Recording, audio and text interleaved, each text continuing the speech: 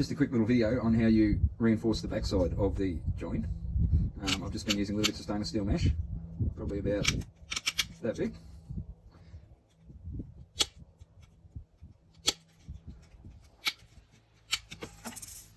And the spoon with the longest handle you can find.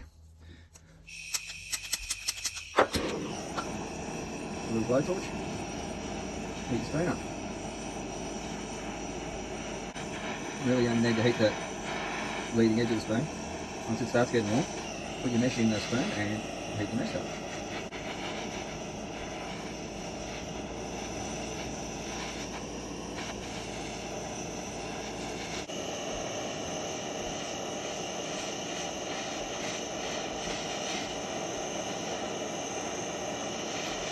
Get the spoon nice and hot, get the mesh nice and hot. I find it helps if you just quickly heat the plastic that's about to receive it.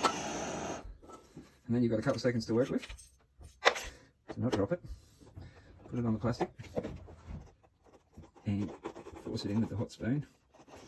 Give it a jiggle and a wiggle.